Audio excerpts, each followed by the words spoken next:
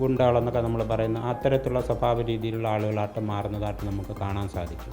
ആ സാഹചര്യത്തിനനുസരിച്ചിട്ട് വ്യത്യസ്തമായ തരത്തിലുള്ള ആ സാഹചര്യത്തിനനുസരിച്ചിട്ടുള്ള കുറ്റകൃത്യങ്ങളിൽ ഏർപ്പെടുന്നതായിരിക്കും അവരുടെ സ്വഭാവ രീതി. ഇത്തരത്തിലൊരു സംഭവം ഉണ്ടെങ്കിൽ ഇതിനും സമാനമായ തരത്തിലുള്ള ഈ നിലയിലെത്താത്ത അളവിലെത്താത്തതാണെങ്കിൽ പോലും മറ്റു തരത്തിലുള്ള കുറ്റവാസന സ്വഭാവ രീതികൾ കുറ്റകൃത്യങ്ങളിൽ കുട്ടി ഏർപ്പെട്ടിട്ടുണ്ടാകും. 13 വയസ്സുകാരിയായ പെൺകുട്ടി, ആ കുട്ടിയുടെ സുഹൃത്തുക്കളായിട്ടുള്ള പ്രായപൂർത്തിയാകാത്ത തന്നെയുള്ള കുറച്ച് പയ്യന്മാർ. അപ്പോൾ അങ്ങനെ ഒരു കുട്ടിയുടെ നേതൃത്വത്തിൽ ഇങ്ങനൊരു ക്രൈമൊക്കെ എക്സിക്യൂട്ട് ചെയ്യുക എന്ന് പറയുമ്പോൾ അതൊരു കുറച്ച് ഗൗരവമുള്ള വിഷയമല്ലേ? തീർച്ചയായിട്ടും അത് വളരെ ഗൗരവമുള്ള വിഷയമാണ്. അതിൻ്റെ ഒരു ക്ലിനിക്കൽ പശ്ചാത്തലം എന്ന് പറയുമ്പോഴത്തേക്ക് കുട്ടികളിലെ കുറ്റവാസന വലിയ തോതിൽ വർദ്ധിച്ചു വരികയാണ്. ഇപ്പോൾ നമ്മൾ കുറച്ച് 2 വർഷങ്ങൾക്ക് മുമ്പ് അഫാൻ്റെ ഒരു സംഭവം ഉണ്ടായി. പിന്നെ സീരിയസ് ആയിട്ട് കുറേ താമരശ്ശേരിയിൽ പ്രശ്നം ഉണ്ടായി. ആ ഘട്ടത്തിൽ ഞാനിവിടെ തിരുവനന്തപുരം മെഡിക്കൽ കോളേജിലെ SIT ആശുപത്രിയിൽ പീഡിയാട്രിക്സിൽ ബിഹേവിയറൽ പീഡിയാട്രിക്സ് യൂണിറ്റ് ചീഫാണ്. അപ്പോൾ ഞാൻ അതിൻ്റെ പശ്ചാത്തലത്തിൽ അവിടെ വന്നിട്ടുള്ള കുറ്റവാസനയുള്ള കുട്ടികളുടെ ഡേറ്റ എടുത്ത് പരിശോധിച്ച് നോക്കി. 2019 തൊട്ട് 2024 വരെയുള്ള ഡേറ്റ നോക്കുമ്പോൾ 66% ഇൻക്രീസ് ഉണ്ട്, വർധന വന്നിരിക്കുന്നു. കുട്ടികളുടെ കുറ്റവാസനയ്ക്ക് വേണ്ടി ചികിത്സയ്ക്ക് വന്ന ഡേറ്റയിൽ 66% ഇൻക്രീസ് വർധനവാണ് 2019 തൊട്ട് 2024 വരെയുള്ള. അപ്പോൾ ഇത് തന്നെ ക്ലിനിക്സിൽ ഈ കുറ്റവാസന സ്വഭാവമുള്ള കുട്ടികൾ വരുന്നെന്ന് പറയുമ്പോൾ സമൂഹത്തിൽ അതിലും എത്രയോ ഇരട്ടി കുറ്റവാസന കുട്ടികളിൽ വർദ്ധിച്ചു വരുന്നു എന്നുള്ളതാണ്. അപ്പോൾ ഈ കുറ്റവാസന വർദ്ധിച്ചു വരുമ്പോൾ സ്വാഭാവികമായിട്ടും നമ്മൾ ചൈൽഡ് സൈക്കാട്രിസ്റ്റ് എന്നുള്ള രീതിയിൽ നമ്മൾ ഏറ്റവും ആദ്യം അറിയാൻ ശ്രമിക്കുന്നത് കുടുംബത്തിൻ്റെ പശ്ചാത്തലത്തെക്കുറിച്ചിട്ടാണ്. കുടുംബത്തിൻ്റെ പശ്ചാത്തലം ഞങ്ങൾ ഇതിനെക്കുറിച്ചിട്ട് പഠനങ്ങൾ നടത്തിയിട്ടുണ്ട്. 2015-14 ഇതിനെക്കുറിച്ചിട്ടുള്ള 300 കുട്ടികളെ കുറ്റവാസനയുള്ള കുട്ടികളെ സംബന്ധിച്ചിട്ടുള്ള പഠനങ്ങൾ നടത്തി അവരെ ഐഡൻറ്റിഫൈ ചെയ്ത് ഇൻ്റർവ്യൂ ചെയ്ത് എന്നിട്ട് 1 വർഷം കഴിഞ്ഞ് ഞങ്ങൾ വീണ്ടും അവരെ വിലയിരുത്തി നോക്കിയപ്പം 56% കുട്ടികൾ ഇമ്പ്രൂവ് ചെയ്ത് വിത്ത് ഇൻ്റർവെൻഷൻ. അപ്പോൾ അവിടെയെല്ലാം ഞങ്ങൾ കണ്ട ഒരു പ്രധാനപ്പെട്ട ചില കാര്യങ്ങളെന്ന് പറയുന്നത് ഈ കുടുംബ പശ്ചാത്തലം disrupted family environment, dysfunctional family എന്നാണ് നമ്മൾ പറയുന്നത്. അപ്പോൾ അതിൻ്റെ പ്രത്യേകത എന്ന് പറഞ്ഞാൽ single parent family, abandon family, alcoholism, domestic violence, കോറൽസം ഇവൻറ്റ്സ്, ഇങ്ങനെയൊക്കെയുള്ള കുടുംബ പശ്ചാത്തലത്തിന് നമ്മൾ ഡിസ്ഫങ്ഷണൽ ഫാമിലി എന്നാണ്. അപ്പോൾ ഇത്തരത്തിലുള്ള കുടുംബ പശ്ചാത്തലം ഇത്തരത്തിലുള്ള കുറ്റവാസനയുള്ള സ്വഭാവ രീതിയുള്ള കുട്ടികളുടെ ഒരു പ്രത്യേകതയായിട്ട് കൂടുതൽ സ്റ്റഡിയിൽ ഭൂരിപക്ഷം പോപ്പുലേഷൻ കുട്ടികളിലും അങ്ങനത്തെ പശ്ചാത്തലം കാണാൻ സാധിച്ചിട്ടുണ്ട്. അപ്പോൾ അതുകൊണ്ട് ഈ കുട്ടികളിലുള്ള കുറ്റവാസന എന്ന് പറയുന്നതെന്ന് വെച്ചാൽ ഏതൊക്കെയാണെന്ന് ചോദിച്ചു കഴിഞ്ഞാൽ തർക്കം, വഴക്ക്, ദേഷ്യം, ഉപദ്രവിക്കുക, ആയുധങ്ങൾ വെച്ച് ഉപദ്രവിക്കുക. ഇപ്പോൾ ക്ലാസ്സിൽ കുട്ടിയെ കോമ്പസ് വെച്ച് കുത്തുക, അല്ലെങ്കിൽ മറ്റു തരത്തിലുള്ള പേന വെച്ച് കുത്തുക, അങ്ങനെ ആയുധങ്ങൾ ഉപയോഗിച്ചിട്ടുള്ള അക്രമ സ്വഭാവം ഈ കൗമാരപ്രായത്തിൽ 18 വയസ്സിന് താഴെയുള്ള കുട്ടികളിൽ അങ്ങനത്തെ. പിന്നെ പോലീസ് കേസുകളിൽ പെടുക, സെക്ഷൽ അബ്യൂസ് നടത്തുന്ന തരത്തിലുള്ള പോർണോഗ്രാഫി ഉപയോഗം, അതിൻ്റെ അഡിക്ഷൻ, അങ്ങനെ സബ്സ്റ്റൻസ് അബ്യൂസ്, ഇങ്ങനെ ചെറിയ കുട്ടികളിൽ കുറ്റവാസന സ്വഭാവം, അക്രമവാസന സ്വഭാവ രീതിയായിരിക്കും. അഡോളസൻസിലേക്ക് എത്തുമ്പോൾ ഈ പറഞ്ഞ sexual crimes, substance abuse, gang behaviour, ഇങ്ങനെയൊക്കെയുള്ള സ്വഭാവങ്ങളിലേക്ക് അത് വലുതായി വികസിച്ച് വരുന്നതായിട്ട് കാണാൻ പറ്റും. അപ്പോൾ അങ്ങനെ വരുന്ന സ്വഭാവമുള്ള രീതിയുള്ള കുട്ടികളെ നമ്മൾ കോണ്ടാക്ട് ഡിസോർഡർ എന്നാണ്, കുറ്റവാസന സ്വഭാവ പ്രകൃതത്തിന് കോണ്ടാക്ട് ഡിസോർഡർ എന്നാണ് സാങ്കേതികമായി പറയുന്ന ഡയഗ്നോസ്റ്റിക് ടെർമിനോളജി. അപ്പോൾ ആ കുട്ടികളിൽ ഒരു 10% ഒരു അഡോളസൻസ് എത്തി 18 ഇയേഴ്സൊക്കെ ആകുമ്പം വിത്ത് ഇൻ്റർവെൻഷൻ ഇമ്പ്രൂവ് ചെയ്യും. ബാക്കി കുട്ടികൾ ആൻറ്റി സോഷ്യൽ പേഴ്സണാലിറ്റി ഡിസോർഡറായിട്ട് വികസിച്ച് കുറ്റവാസനയുള്ള ഒരു ഗുണ്ടകളെന്നൊക്കെ നമ്മൾ പറയുന്ന അത്തരത്തിലുള്ള സ്വഭാവ രീതിയിലുള്ള ആളുകളായിട്ട് മാറുന്നതായിട്ട് നമുക്ക് കാണാൻ സാധിക്കും. ഇത് വലിയ സ്റ്റഡീസാണ്. അങ്ങനത്തെ സ്റ്റഡീസ് ഈ ചെറിയ പ്രായത്തിൽ ഹൈപ്പർ ആക്ടിവിറ്റി, വികൃതി കൂടുതൽ 4-5 വയസ്സൊക്കെ ആകുമ്പോൾ ADHD എന്ന് പറയും. അത് ഒരു 7-8 വയസ്സൊക്കെ ആകുമ്പോഴത്തേക്ക് സ്ഥിരം തർക്കം, വഴക്ക്, ദേഷ്യം, ഉപദ്രവം, അതുപോലെയുള്ള സ്വഭാവ രീതികളിലോട്ട് മാറും. കുടുംബ പശ്ചാത്തലത്തിലും സ്കൂൾ അറ്റ്മോസ്ഫിയറിലും പിയർ ഗ്രൂപ്പിലും. അതൊരു 10-12 വയസ്സൊക്കെ ആകുമ്പോഴത്തേക്ക് കോണ്ടാക്ട് ഡിസോർഡറായിട്ട് മാറും പകുതി പേര്. കോണ്ടാക്ട് ഡിസോർഡർ എന്ന് പറയുമ്പോൾ ലൈയിങ്, സ്റ്റീലിങ്, അഗ്രഷൻ, വയലൻസ്, ഇങ്ങനെയുള്ള സ്വഭാവ രീതികൾ. കൗമാരപ്രായത്തിലെത്തുമ്പം സെക്ഷൽ ക്രൈംസ്, ഞാൻ നേരത്തെ പറഞ്ഞതുപോലെയുള്ള സ്വഭാവ രീതികൾ. അപ്പോൾ ഇത് യഥാർത്ഥത്തിൽ ഒരു 6 മുതൽ 10% വരെ കുട്ടികളിൽ ഈ സ്വഭാവമുണ്ട്. നമ്മളെ ക്ലാസ്സുകളിലൊക്കെ ഇരിപ്പുണ്ട്, സ്കൂളുകളിലും എല്ലാ ക്ലാസ്സുകളിലും ഇരിപ്പുണ്ട്. ഇപ്പം പ്രൊഫഷണൽ കോളേജിലുള്ള ക്ലാസ്സുകളിൽ ഇരിക്കുന്നുണ്ട്. ഒരു 6 മുതൽ 10% കുട്ടികൾ ഇന്ത്യയിൽ നടത്തിയ പഠനങ്ങളിൽ കാണുന്നുണ്ട്. അങ്ങനെ ശതമാനം കുട്ടികളിൽ കുറ്റവാസന സ്വഭാവം, അവരുടെ സ്വഭാവ രീതി ആ സാഹചര്യത്തിനനുസരിച്ചിട്ട് വ്യത്യസ്തമായ തരത്തിലുള്ള ആ സാഹചര്യത്തിനനുസരിച്ചിട്ടുള്ള കുറ്റകൃത്യങ്ങളിൽ ഏർപ്പെടുന്നതായിരിക്കും അവരുടെ സ്വഭാവ രീതി. ഇവർ പിന്നെ ഇതിന് പല കാരണങ്ങളുണ്ട്. സൈക്കോ സോഷ്യൽ കോസസാണ് ഞാനിപ്പോൾ പറഞ്ഞത്. അത് ഇപ്പോൾ ഇതിൽ ഈ ഒരു ക്രൈമിൻ്റെ മാത്രം സ്പെസിഫിക് ആയിട്ടൊരു സാധനം എടുത്താൽ ഈ കുട്ടികൾ കൃത്യമായി പ്ലാൻ ചെയ്തിട്ടുണ്ട്. എങ്ങനെ എപ്പോൾ വരണം, എന്ത് ചെയ്യണം, ചെയ്തതിന് ശേഷം എങ്ങനെ എസ്കേപ്പ് ആകണം, എങ്ങനെ തെളിവ് നശിപ്പിക്കണം എന്നുള്ള ഒരു 13 വയസ്സുള്ള കുട്ടി, 13 മുതൽ 16 വയസ്സ് വരെ പ്രായമുള്ള കുട്ടികൾ ഏറ്റവും വിസർ കാര്യങ്ങൾ സ്റ്റഡി ചെയ്ത് അതിനെ പ്ലാൻ ചെയ്ത് എക്സിക്യൂട്ട് ചെയ്തിരിക്കുകയാണ്. അപ്പോൾ അതൊരു ചെറിയ കാര്യമായി നമുക്ക് കൺസിഡർ ചെയ്യാൻ പറ്റില്ല. അതൊരു മേർഡറാണ്. ഏറ്റവും അടുത്ത ബന്ധുവായിട്ടുള്ള ഒരാളെ മേർഡർ ചെയ്തിരിക്കുകയാണ്. അത് നമുക്ക് അതുകൊണ്ടാണ് ഈ സംഭവം കേൾക്കുമ്പം നമ്മൾ കുട്ടിയുടെ മൊത്തത്തിലുള്ള പശ്ചാത്തലം, കൃത്യത്തിൽ ഏർപ്പെട്ടിരിക്കുന്ന മൊത്തം പേരുടെയും പശ്ചാത്തലം നമ്മൾ വിശകലനം ചെയ്യുമ്പോൾ മനസ്സിലാക്കാൻ പറ്റും. ഇത് ഒരു സ്വഭാവം, ഇത്തരത്തിലൊരു സംഭവം ഉണ്ടെങ്കിൽ ഇതിനു മുമ്പ് ഇതിനും സമാനമായ തരത്തിലുള്ള ഈ നിലയിലെത്താത്ത അളവിലെത്താത്തതാണെങ്കിൽ പോലും മറ്റു തരത്തിലുള്ള കുറ്റവാസന സ്വഭാവ രീതികൾ, കുറ്റകൃത്യങ്ങളിൽ കുട്ടി ഏർപ്പെട്ടിട്ടുണ്ടാകും.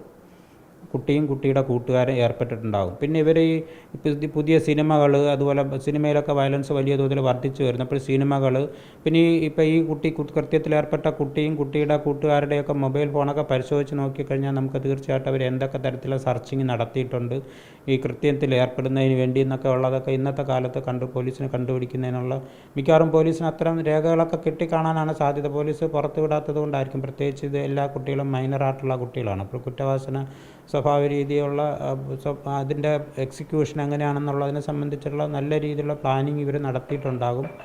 ദിവസങ്ങളെടുത്തിട്ടായിരിക്കും നടത്തിയിട്ടുണ്ടാവുക. അതിൻ്റെ ഡീറ്റെയിൽസ് മിക്കവാറും അവരുടെയൊക്കെ മൊബൈൽ ഫോൺ മേടിച്ച് പരിശോധിച്ചാലും മനസ്സിലാക്കാൻ സാധിക്കും. പിന്നെ ഒരു കാര്യം എന്ന് പറയുന്നത്, ഇപ്പം ഈ കുട്ടിക്ക് വേണ്ടിയുള്ള ആവശ്യങ്ങൾ നടത്തി കൊടുക്കാത്ത തരത്തിലുള്ള പശ്ചാത്തലത്തിൽ കുട്ടികൾക്ക് സ്വാഭാവികമായിട്ടും അങ്ങനെ നടത്തി കൊടുക്കാത്ത മുതിർന്ന വ്യക്തികളോടൊരു വലിയ വൈരാഗ്യം വരും. പ്രത്യേകിച്ച് ഈ കുറ്റവാസന സ്വഭാവമുള്ള, ഇൻഹറൻ്റായിട്ടുള്ള കുറ്റവാസന സ്വഭാവമുള്ള കുട്ടികളിൽ ഇത്തരത്തിലുള്ള വൈരാഗ്യം കൂടുതലായിരിക്കും. അതൊരു കാര്യം.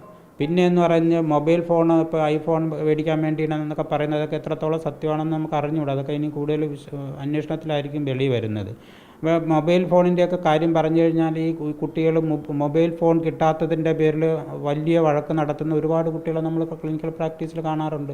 ഇപ്പോൾ മൊബൈൽ ഫോൺ യഥാർത്ഥത്തിൽ ഇപ്പോൾ ഒരു മൊബൈൽ ഫോൺ ഏറ്റവും കൂടുതൽ സാങ്കേതിക വിദ്യ ഉപയോഗിക്കുന്ന ഇന്നത്തെ ജൻ ആൽഫ എന്നൊക്കെ ഉള്ള ജൻ സി കുട്ടികളിലൊക്കെ തന്നെ ഈ പറഞ്ഞ രീതിയിലുള്ള മൊബൈൽ ഉപയോഗിക്കുന്നതും അതിൻ്റെ ടെക്നോളജി ഏറ്റവും കൂടുതൽ പിന്നെ കോംപ്ലക്സ് ആയിട്ടുള്ള ടെക്നോളജി ഉപയോഗിക്കാൻ വേണ്ടിയുള്ള ത്വരയും ഇത്തരം കുട്ടികളിൽ കൂടുതലായിരിക്കും. അപ്പോൾ അവർ ഒരു മൊബൈൽ ഫോണിനായിരിക്കും ബാക്കി എല്ലാത്തിനേക്കാളും കൂടുതൽ പ്രാധാന്യം കൊടുക്കുന്നത്. റിലേഷൻഷിപ്പിനേക്കാളും കൂടുതൽ പ്രാധാന്യം കൊടുക്കുന്നൊരു മൊബൈൽ ഫോൺ, ഒരു ലവ് ഒബ്ജക്റ്റ് എന്നൊക്കെ പറയുന്ന കണക്ക് മൊബൈൽ ഫോൺ. അപ്പോൾ അത് സ്വന്തമാക്കുന്നതിന് വേണ്ടി എന്ത് തരത്തിലുള്ള കുറ്റകൃത്യങ്ങളിൽ ഏർപ്പെട്ട് അത് നേടിയെടുക്കുക എന്നുള്ളത് ഒരു പ്രധാനപ്പെട്ട ഒരു കാര്യമായിട്ട് വരും. അതുപോലെ തന്നെ ആ കുട്ടിയുടെ മറ്റൊരു മൊഴിയിൽ പറയുന്നത് ഈ പറയുന്ന കൊല്ലപ്പെട്ടയാൾ ബാഡ് ടച്ച്, അതായത് മോശമായി പെരുമാറിയിട്ടുണ്ട്, അതിൻ്റെ ഒരു വൈരാഗ്യം അല്ലെങ്കിൽ അതിൻ്റെ ഒരു റിവഞ്ച് ആകാനുള്ള സാധ്യതയുണ്ടോ? അത് നമുക്ക് അറിഞ്ഞുകൂടാ.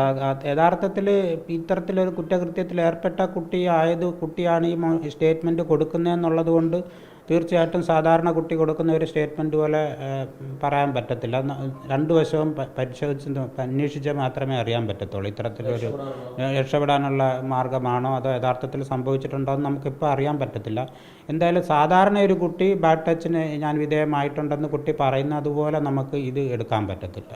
കൂടുതൽ വിശകലനം നടത്തിയിട്ട് മാത്രമേ നമുക്ക് യഥാർത്ഥത്തിൽ സംഭവിച്ചിട്ടുണ്ടോ എന്ന് അറിയാൻ പറ്റത്തുള്ളൂ. കാരണം കുറ്റകൃത്യങ്ങളിൽ ഏർപ്പെടുന്ന കുട്ടികൾ തെറ്റിദ്ധരിക്കാനുള്ള ഫാൾസിഫിക്കേഷൻ ഓഫ് ഡേറ്റയോ അല്ലെങ്കിൽ അതുപോലെ തെറ്റായിട്ടുള്ള കാര്യങ്ങൾ പറയാനൊക്കെ ഉള്ള സാധ്യത കൂടുതലാണ്. അപ്പോൾ അതുകൊണ്ട് മുഖവിലേക്ക് എടുക്കാൻ പറ്റത്തില്ല, അന്വേഷിച്ചാലേ അറിയാൻ പറ്റത്തില്ല. ഇതിൽ പ്രിവെൻറ്റീവ് മെഷേഴ്സായിട്ട് നമുക്ക് എന്തൊക്കെയായിരിക്കും സജസ്റ്റ് ചെയ്യാൻ പറ്റുക? മെഷേഴ്സ് എന്ന് പറയുമ്പോഴത്തേക്ക് ഇത് ഏറ്റവും പ്രധാനപ്പെട്ട ഒരു കാര്യം എന്ന് പറഞ്ഞു കഴിഞ്ഞാൽ ഈ സോഷ്യൽ മീഡിയയുടെ ഉപയോഗമുണ്ട്, അതുപോലെ ടെക്നോളജിയുടെ ഉപയോഗമുണ്ട്. ഇങ്ങനെയുള്ള കാര്യങ്ങളെല്ലാം വളരെ കൂടുതലായിട്ട് എല്ലാത്തിനകത്തും നല്ല രീതിയിൽ നടക്കുന്നുണ്ട്. ഇപ്പോൾ ഈ മൊബൈൽ ഫോൺ പരിശോധിച്ചാൽ അതിൻ്റെ കാര്യങ്ങൾ കൂടുതൽ അറിയാൻ പറ്റും.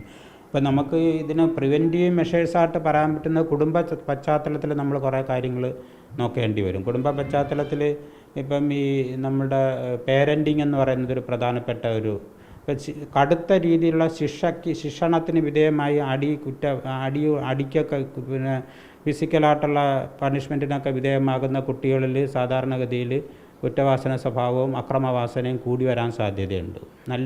ശരിക്കും അടി കിട്ടി വളരുന്ന കുട്ടികളിൽ അക്രമവാസന കുറ്റവാസനയൊക്കെ വർദ്ധിച്ചു വരാനുള്ള സാധ്യതയുണ്ട്. അതെന്ന് പറഞ്ഞാൽ നമ്മൾ പറയുന്നത് അതോറിറ്റേറിയൻ പാരൻറ്റിങ് എന്ന് പറയും. ഏകാധിപത്യപരമായ നിനക്കൊന്നും അറിഞ്ഞൂടാ, നീ ഞങ്ങൾ പറയുന്നത് പോലെ കേട്ടാൽ മതി എന്നൊക്കെ പറഞ്ഞ രീതിയിലുള്ള കടുത്ത ശിക്ഷയ്ക്ക് വിധേയമാകുന്ന കുട്ടികൾ കൗമാരപ്രായത്തിലെത്തുമ്പോഴത്തേക്ക് അവരിൽ ഈ അക്രമവാസനയും ആളുകളെ ഉപദ്രവിച്ച് വിജയിക്കാനും ഉപദ്രവിച്ച് കീഴ്പ്പെടുത്തി വിജയിക്കാനും ഒക്കെയുള്ള സ്വഭാവ രീതി വർദ്ധിച്ചു വരാനുള്ള സാധ്യതയുണ്ട്. അപ്പോൾ പേരൻറ്റിങ് ഡിസ്റപ്റ്റഡ് ഫാമിലി എൻവയോൺമെൻറ്റ് ഒരു പ്രധാനപ്പെട്ട പങ്ക് വഹിക്കുന്നുണ്ട്. പിന്നെ ഇവരുടെ എല്ലാം ബ്രെയിനിൻ്റെ പശ്ചാത്തലം പരിശോധിച്ച് നോക്കിക്കഴിഞ്ഞാലും ഒരിക്കൽ എൻ്റെ അടുത്തൊരു കുട്ടിയെ കൊണ്ടുവന്നപ്പോൾ ഒരു 12 വയസ്സുള്ള കുട്ടിയാണ്. സീവിയർ അഗ്രസീവ് ബിഹേവിയർ, വീട്ടിലുള്ള എല്ലാവരും ഉപദ്രവിക്കും, സ്കൂളിലും കുട്ടികളെ കൂട്ടുകാരെ എല്ലാവരും ഉപദ്രവിക്കും. അപ്പോൾ നമ്മൾ ഈ കുട്ടിയുടെ അനാലിസിസ് ക്ലിനിക്കൽ ഇൻ്റർവ്യൂ നടത്തി നമ്മൾ വരുമ്പോഴത്തേക്ക് കുട്ടിയുടെ അച്ഛൻ പോക്സോ കേസിലെ പ്രതിയായിട്ട് ജയിലിൽ കിടക്കുകയാണ്. അപ്പോൾ ഇൻഹെറിറ്റൻസ് ഉണ്ട്, ബയോളജിക്കലായിട്ടുള്ള ഇൻഹെറിറ്റൻസ്. നമുക്ക് ഈ കുറ്റകൃത്യങ്ങളുടെ ഏർപ്പെടുന്ന കുട്ടികളുടെ കുടുംബ പശ്ചാത്തലം വിശകലനം ചെയ്ത് നോക്കുമ്പം എല്ലാത്തിലുമല്ല, കുറേ കേസുകളിൽ നമുക്ക് അവരുടെ റിലേറ്റീവ്സ്, ഈ ഫസ്റ്റ് ഓർഡർ റിലേറ്റീവ്സൊക്കെ തന്നെ ഏതെങ്കിലും തരത്തിലുള്ള പിന്നെ കുറ്റകൃത്യങ്ങളിൽ ഏർപ്പെട്ടിട്ടുള്ളതാട്ടോ അല്ലെങ്കിൽ അതുപോലത്തെ സമാനമായ സ്വഭാവങ്ങളിൽ നിരന്തരം പോലീസ് കേസിൽ പെടുക, നിരന്തരം അടി കേസുകളിൽ പെടുക, നിരന്തരം മോഷണത്തിൽ ഏർപ്പെടുക, അക്രമ സ്വഭാവം കാണിക്കുക, ഇങ്ങനെയൊക്കെയുള്ള സ്വഭാവ രീതികൾ അമ്മയുടെ ആങ്ങളൊക്കെ സ്വഭാവം അല്ലെങ്കിൽ അച്ഛൻ്റെ സഹോദരന് സ്വഭാവം അല്ലെങ്കിൽ അച്ഛന് തന്നെ അതുപോലത്തെ സ്വഭാവ രീതി. അപ്പോൾ ഇങ്ങനെയുള്ള ബയോളജിക്കൽ ഇൻഹെറിറ്റൻസിൻ്റെ ഒരു തലമുണ്ട്. ബയോളജിക്കൽ ഇൻഹെറിറ്റൻസിൻ്റെ തലത്തിൽ നമുക്ക് നേരിട്ടൊന്നും ചെയ്യാൻ കഴിയത്തില്ല. പക്ഷേ സൈക്കോ സോഷ്യൽ കോസസ് ഉണ്ട്. സൈക്കോളജിക്കൽ കോസ് ഞാൻ കുടുംബ പശ്ചാത്തലം പറഞ്ഞത്, കുടുംബത്തിൻ്റെ രീതി, പേരൻറ്റിങ് രീതി, പിന്നെ ഈ സോഷ്യൽ എൻവയോൺമെൻറ്റ്, സോഷ്യൽ ഡയമെൻഷൻ എങ്ങനെയാണെന്നുള്ളത്, ഇങ്ങനെയുള്ള ഘടകങ്ങളൊക്കെ ഇതിന് കാരണമായി തീരുന്നുണ്ട്. അപ്പോൾ അവിടങ്ങളിലൊക്കെ പേരൻറ്റിങ്ങിലൊരു പ്രധാനപ്പെട്ട നമുക്കൊരു സ്വാധീനം ചെലുത്താൻ പറ്റും പേരൻറ്റിങ്ങിലൂടെ. കാരണം ഞങ്ങളുടെ സ്റ്റഡിയിലും അതാണ് പ്രൂവ് ചെയ്യുന്നത്. ഇൻ്റർവെൻഷൻ ഒരു സ്പേസ് ഉണ്ട്. അപ്പോൾ പേരൻറ്റിങ്ങിൽ അതുപോലെ സ്കൂൾ തലത്തിൽ ഇത്തരം കുട്ടികളിലൊക്കെ തന്നെ നിരന്തരമായിട്ട് പഠനത്തിൽ മാത്രം കേന്ദ്രീകരിപ്പിച്ച് നിർത്തുന്ന ഒരു സ്വഭാവ രീതി, പഠനത്തിനോടൊപ്പം കുട്ടിക്ക് മറ്റു തര കാര്യങ്ങളിൽ ഏർപ്പെടാനുള്ള ഒരു അവസരം കുട്ടിക്ക് ഉണ്ടാക്കി കൊടുക്കുക, മറ്റു തര സ്പോർട്സ് അതുപോലെയുള്ള കാര്യങ്ങളിൽ കുട്ടിക്ക്. അപ്പോൾ അങ്ങനെ കുട്ടിയിലുള്ള ചിന്തകളും പ്രവർത്തനങ്ങളും ഒക്കെ ശരിയായ രീതിയിലോട്ട് ചാനലൈസ് ചെയ്ത് വിടാൻ പറ്റുന്ന രീതിയിലുള്ള ഇൻ്റർവെൻഷൻസ് സ്കൂൾ തലത്തിലും കുടുംബ തലത്തിലും ഒക്കെ നല്ല രീതിയിൽ. അതുപോലെ പിന്നെ അധ്യാപകർക്ക് ഈ ഇത്തരം കുട്ടികളെ തിരിച്ചറിയുന്നതിനും അധ്യാപകർക്ക് കുട്ടികളെ മാനേജ് ചെയ്യുന്നതിനുമുള്ള പ്രാഥമിക പരിശീലനം കുട്ടികൾക്ക് ടീച്ചേഴ്സിന് കൊടുക്കേണ്ടതുണ്ട്. അപ്പോൾ വിദ്യാഭ്യാസ മേഖലയിൽ ഇടപെടേണ്ടതുണ്ട്. അപ്പോൾ മൾട്ടി പ്രോങ്ഡ് ആയിട്ടുള്ള ഒരു അപ്രോച്ച് ഉണ്ടെങ്കിൽ മാത്രമേ നമുക്കിത് ഏതെങ്കിലും ഒരു കേസിൽ case to case clinical intervention നടത്താൻ പറ്റും. പക്ഷേ മൊത്തത്തിൽ നമ്മൾ നോക്കുമ്പം ഈ തരത്തിലുള്ള മൾട്ടി പ്രോങ്ഡ് ആയിട്ടുള്ള മൾട്ടി ഡയമെൻഷനായിട്ടുള്ള അപ്രോച്ച് കൊണ്ടുവന്നാൽ മാത്രമേ പറ്റത്തുള്ളൂ. ഈവൻ ടീച്ചേഴ്സിൻ്റെ ഒക്കെ MSc B.Ed കരിക്കുലം അടക്കത്തിനകത്ത് ചൈൽഡ് സൈക്കോളജി, കോഗ്നിറ്റീവ് സൈക്കോളജി ഒക്കെ ഉൾപ്പെടുത്തുകയും ഇത്തരം കുട്ടികളെ തിരിച്ചറിയുന്നതിന്, ഇത്തരം കുട്ടികളോട് എങ്ങനെ ക്ലാസ് റൂമിൽ പെരുമാറേണ്ടത് എങ്ങനെയാണെന്നുള്ളത്. ഇതുപോലുള്ള കുട്ടികൾ ഞാൻ നേരത്തെ പറഞ്ഞല്ലോ, 6 മുതൽ 10% വരെ കുട്ടികൾ ക്ലാസ്സുകളിൽ ഇരിപ്പുണ്ടെന്ന് പറഞ്ഞു. അപ്പോൾ ഇത്തരം കുട്ടികളോട് എങ്ങനെ പെരുമാറണം എന്നുള്ളതിനെ സംബന്ധിച്ചടക്കമുള്ള പ്രാഥമികമായിട്ടുള്ള പരിശീലനം അധ്യാപകർക്ക് കരിക്കുലം ട്രെയിനിങ്ങിൻ്റെ ഭാഗമായിട്ട് കിട്ടേണ്ടതുണ്ട്. ആ കരിക്കുലമൊക്കെ അവരുടെ B.Ed M.Ed കരിക്കുലമൊക്കെ അപ്ഡേറ്റഡ് ആയിട്ട് വികസിപ്പിച്ചിട്ടില്ല. അപ്പോൾ അത് നമ്മൾ തീർച്ചയായിട്ടും ഒരു പ്രധാനപ്പെട്ട ഒരു കാര്യമാണ്. അപ്പോൾ അങ്ങനെ മൾട്ടി ഡയമെൻഷനിലായിട്ടുള്ള ഒരു അപ്രോച്ച് ഉണ്ടെങ്കിൽ മാത്രമേ നമുക്ക് ഇത്തരം വിഷയങ്ങളിൽ കൈകാര്യം ചെയ്യാൻ പറ്റത്തുള്ളൂ എന്നുള്ളതാണ് കാണേണ്ടത്.